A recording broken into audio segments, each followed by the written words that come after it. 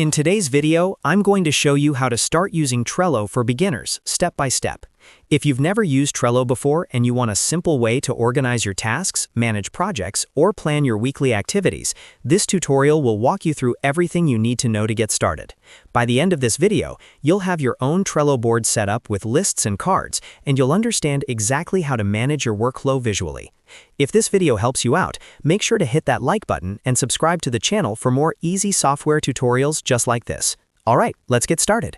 First, open your browser and go to Trello.com, log into your account or sign up for free if you're new. Once you're logged in, you'll land on your Trello home dashboard. This is where all your boards will live. To begin, click on Create and then choose Create Board.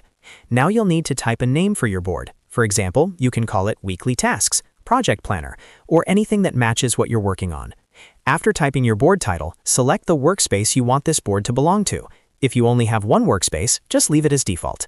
Next, choose the board visibility. You can set it to private if it's just for you, workspace if you want your team to see it, or public if you want anyone with a link to access it. Once you've selected your settings, click on Create, and just like that, your new Trello board is ready. Now let's set up your workflow using lists. Lists are the vertical columns that help you organize stages of your work. In your new board, you'll see an option to add a list. Click on it and type your first list title. A common setup is To Do, then click Add List. Next, create another list called Doing to represent tasks that are currently in progress. Click Add List again.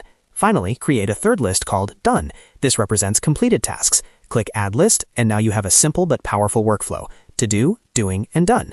You can always customize these list names depending on your needs, like Ideas, Pending Review, or Completed. Now let's add tasks using cards. Cards are the individual tasks inside each list.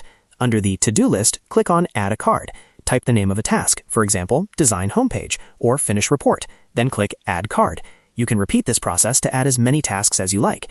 Each card represents a single task or action item. One of the best features of Trello is that you can drag and drop cards between lists. As you start working on a task, simply click and drag the card from To Do to Doing. When the task is completed, drag it to Done. This makes it incredibly easy to track progress visually. If you click on a card, you'll open more customization options. Inside a card, you can add a detailed description, set due dates, attach files, create checklists, add labels, and even invite team members. This is especially useful if you're managing bigger projects and need more structure. You can also customize your board background and appearance by clicking on the board menu and exploring the customization or theme options. This doesn't change functionality, but it helps personalize your workspace and make it more enjoyable to use. As your project grows, you can continue adding more lists and cards, rearranging them, and adapting the board to match your workflow. The key idea behind Trello is simplicity and flexibility. You create boards for projects, lists for stages, and cards for tasks. Then you move cards across lists as work progresses. That's the core system. And that's how to start using Trello for beginners. You've created a board, added lists to define your workflow, created cards for tasks, and learned how to move them across stages. From here, you can explore more advanced features like automation, integrations, and team collaboration. But this foundation is all you need to get started confidently. If this video helped you, make sure to hit that like button and subscribe to the channel for more step-by-step software tutorials. Thanks for watching, and I'll see you in the next video.